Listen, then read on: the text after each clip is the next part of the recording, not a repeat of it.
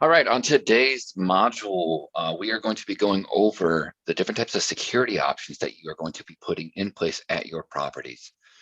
There is a list of options out there that are readily available, and I will say a lot of them perform fairly equally across the board. I'm not going to crap on one and promote another one just because of that. I'm going to go discuss the ones that we have used and have enjoyed through personal experience over the years that we've been doing this. First on the list I want to talk about is pretty much an easy one. It is cameras. When it comes to your Airbnb listing, you are not allowed to have cameras within the property in any capacity. You are allowed allowed to have cameras on the exterior of your property. We recommend that you put one on the door.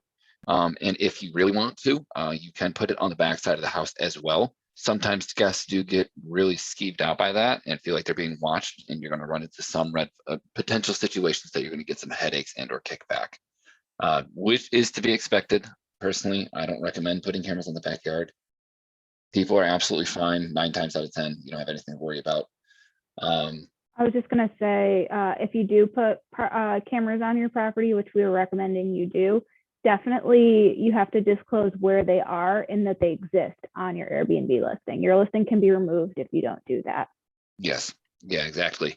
You 100% have to disclose that within your listing on Airbnb. If you do not do that, and then a guest figures out that you have cameras, Airbnb will go through your messages with that guest, and they will see what has been said, and they will see your listing, and then there's a risk that you can be deactivated or delisted rather, and you do not go through that headache. The cameras that we recommend, first and foremost, the simplest ways to go about it is Ring cameras. There are a bunch of other models and options out there, but from our personal experience, we've used Google Home and Ring cameras, and of the two, Ring was simpler. You can set up multiple cameras throughout the country very easily, virtually.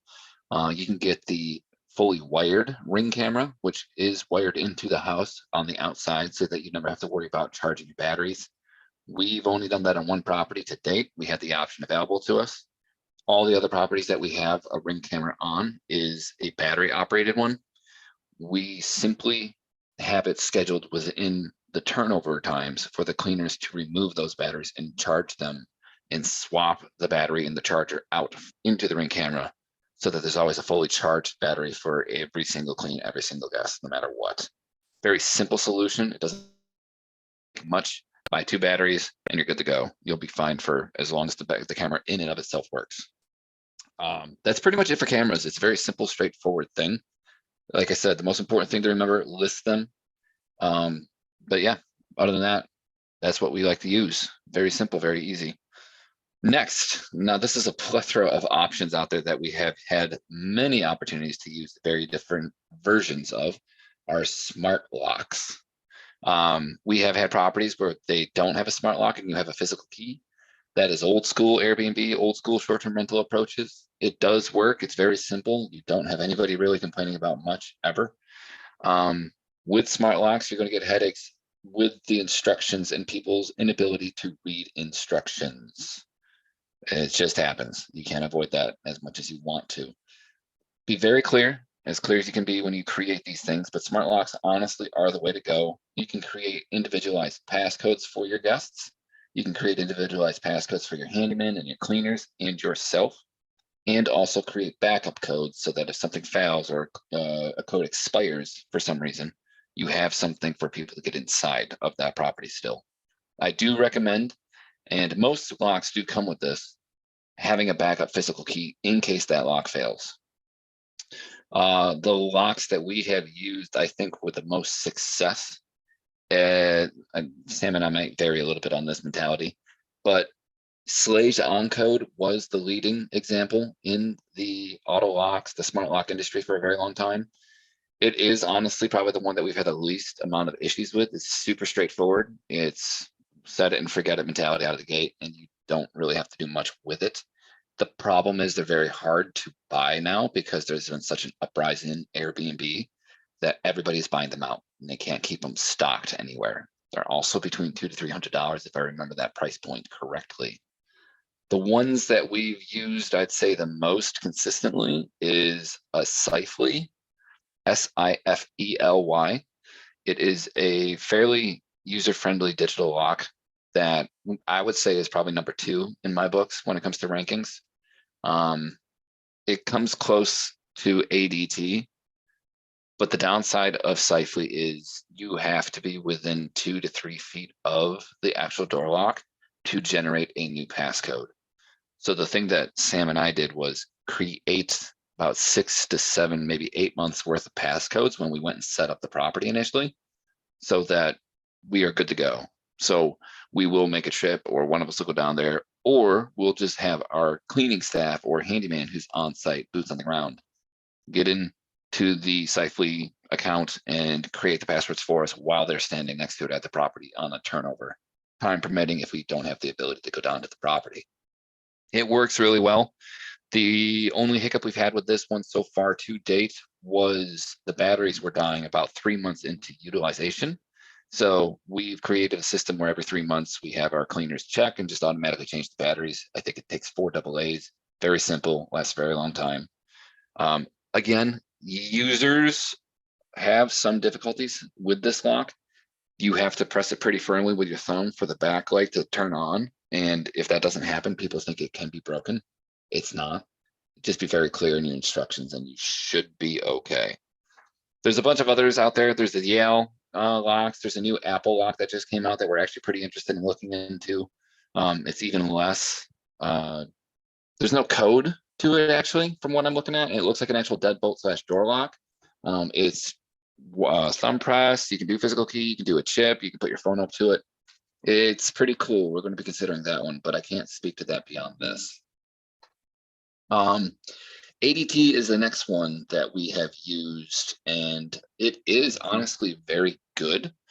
The user face and the software is the problem that I struggle with that one. There's a lots of bells and whistles, lots of side menu options on the drop down.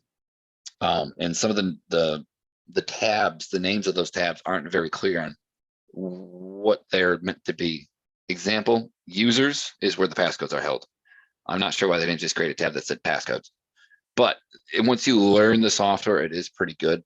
That you can change passcodes no matter where you are in the country. You do not have to be 2 feet from that lock to do so. So it is worth looking into. I would consider that one for sure. They also do have cameras that come with the ADT service. So you can do a bundle and a combo at that. So again, this is all just personal preference and personal usage through experience. There's no greater or lesser one, in my opinion. It all comes down to personal preference, and you can't really make a decision unless you just use it. Not any one of these single locks that you're going to find is going to make or break the property. It's just going to provide a minor headache for a small duration of time, if it even does that. So don't hold back from diving into just trying something. You're not going to worry about it. It's not going to be that big of a deal ultimately. Lastly, this is the third thing that we utilize inside of our properties to help with securities, and it is a noise monitoring system. It's a really cool little device. We use a brand called Minute, and there's a second one called NoiseAware, but the one that we use is Minute, M-I-N-U-T. It is a noise monitor that detects levels of decibels specifically.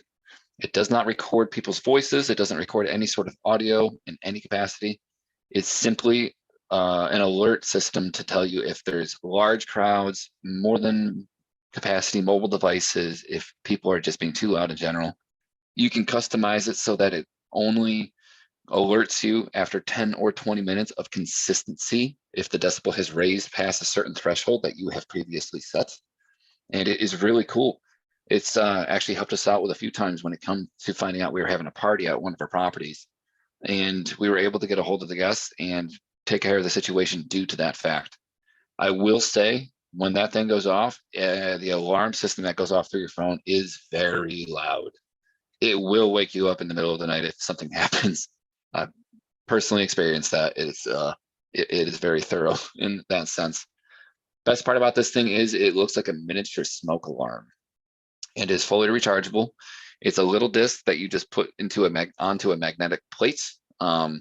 Again, from experience, never put them low on the ground, like around the baseboards of the property or anything like that. A lot of people go up and push it thinking it's like an Alexa or a fire alarm of some sort. And you just start getting notification after notification, button press, button press, button press. So we mitigated that by having our staff take the noise alarm system and putting it like either on a ceiling or high up in a corner of the main area that people are going to be congregating in general. That's going to be where you're going to kind of want to detect if large gatherings are happening and or if anything is awry overall.